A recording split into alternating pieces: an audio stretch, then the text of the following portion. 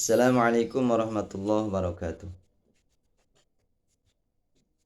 Hamdan wa syukran lillah, asyhadu an la ilaha illallah wa asyhadu anna Muhammadan abduhu wa rasuluh.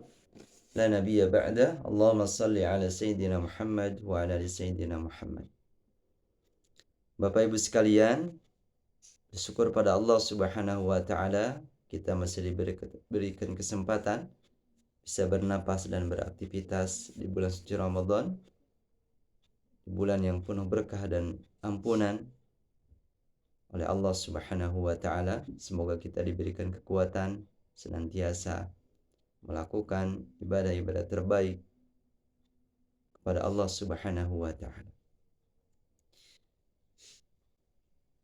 Bapak Ibu sekalian yang dirahmati Allah Subhanahu wa taala, Allah Subhanahu wa taala berfirman dalam surah Asy-Syams, A'udzu billahi minasyaitonir rajim. Bismillahirrahmanirrahim. Qad aflaha man zakkaha wa qad khaba man dassaha.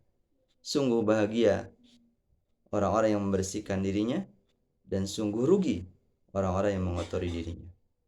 Bahkan di ayat ini, di ayat sebelumnya Allah Subhanahu wa taala bersumpah, wasyamsi wadduhaha wal qamari idza talaha, dan ayat-ayat berikutnya dapat menunjukkan pentingnya membersihkan diri, membersihkan hati dan menguatkan iman kita.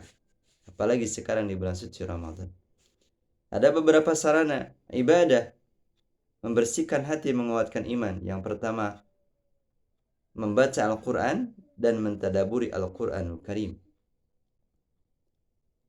Di bulan suci Ramadan, salah satu kesempatan yang akan membersihkan hati kita adalah memperbanyak tilawatul Quran dan mentadaburi setiap ayat-ayatnya.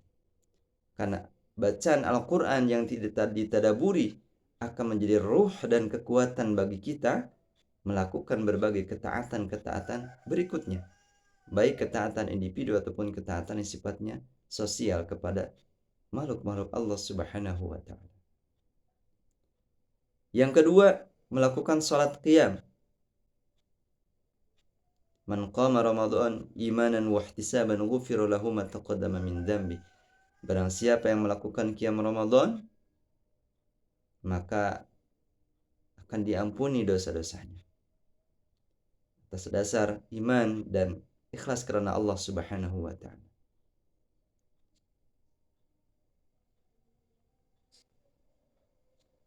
Inilah yang kedua. Sehingga dengan sujud-sujud kita, ruku-ruku kita, bacaan-bacaan Al-Quran kita dalam sholat akan menguatkan kita, membersihkan hati kita dan menguatkan iman kita kepada Allah Subhanahu wa taala.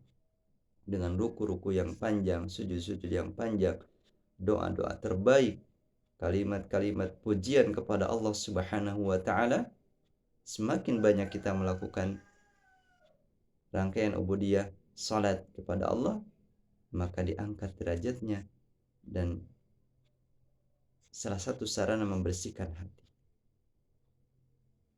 Yang ketiga, melakukan puasa. Man shama Ramadan imanan wa ihtisaban ghufira lahu ma taqaddama min dzambi. Barang siapa melakukan saum di bulan suci Ramadan dengan penuh keimanan dan keikhlasan kepada Allah, ghufira lahu ma taqaddama min dzambi. Allah akan hapus dosa-dosa kita. Ini sarana membersihkan hati, menguatkan iman. Siangnya berpuasa, menahan dahaga dan haus, menahan dari hal-hal yang dilarang oleh Allah Subhanahu wa taala.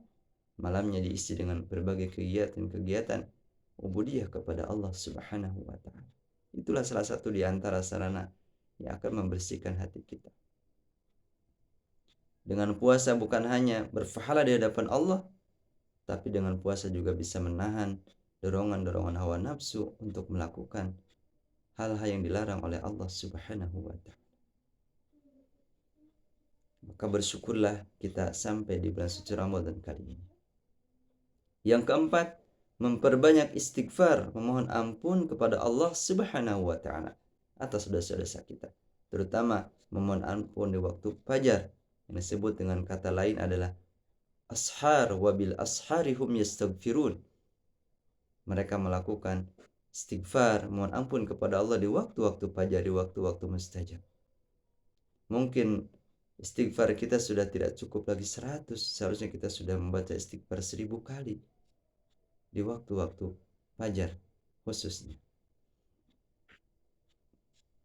Semakin kita memperbanyak istighfar kepada Allah, mohon ampun atas dosa-dosa kita, dosa mata kita, dosa telinga kita, dosa lisan kita, dosa semua organ tubuh kita, maka dengan istighfar Allah akan menghapus dosa-dosa kita, terkikis dosa-dosa kita, dan hati kita dibersihkan oleh Allah Subhanahu wa Ta'ala. Yang terakhir adalah berkumpul dengan orang-orang yang saleh. Keutamaan berkumpul dengan orang saleh harus dipertahankan, karena dengan berkumpul dengan orang saleh mendorong kita diingatkan untuk taat kepada Allah, kita diingatkan untuk selalu menjaga dan menjauhi hal-hal yang dilarang oleh Allah Subhanahu wa Ta'ala dari sifat-sifat fajir atau orang-orang berdosa, sehingga itu dapat menguatkan iman dan membersihkan hati kita. Berkumpul dengan orang-orang saleh harus dipertahankan sampai kita bertemu dengan ajal. Sesulit apapun kita melangkahkan kaki kita untuk berkumpul dengan orang saleh. Karena seyogianya orang saleh, berkumpul dengan orang saleh mempengaruhi kita untuk melakukan kebaikan. Dan ketika berkumpul dengan orang-orang yang fajir dan jauh dari majlis-majlis kesalihan, itu juga mendorong kita untuk melakukan hal-hal fajir atau melakukan hal-hal dosa yang dilarang oleh Allah Subhanahu wa Ta'ala. Karena komunitas itu akan menguatkan kita untuk melakukan taat kepada Allah, melakukan berbagai rangkaian kebaikan kepada umat, dan dengan majlis kebaikan dengan orang saleh akan mendorong kita untuk bertahan dan bertahan dalam kebaikan dan menjauhi hal-hal yang dilarang oleh Allah Subhanahu wa Ta'ala. Maka kuatkanlah, pertahankanlah majlis kebaikan kita.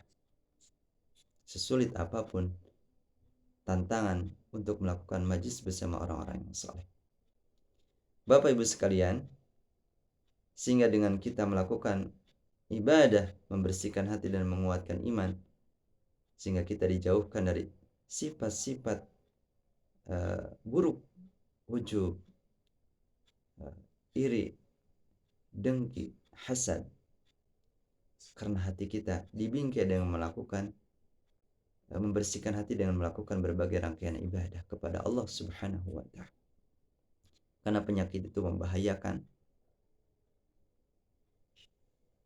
bukan hanya membahayakan di hadapan kita kepada Allah di hadapan Allah Subhanahu wa Ta'ala, tapi juga penyakit-penyakit itu akan membahayakan ketika kita hidup di dunia ini. Kita akan dengan penyakit itu akan membahayakan diri kita, maka kita penting mempertahankan, melakukan, membersihkan hati, menguatkan iman dengan melakukan berbagai rangkaian ibadah kepada Allah Subhanahu wa Ta'ala, sehingga kita menjadi orang-orang yang pandai memaafkan siapapun, memaafkan orang-orang yang mungkin menzalimi kita atau mungkin melakukan kesalahan kepada kita. Karena dasarnya kita selalu berupaya untuk membersihkan hati.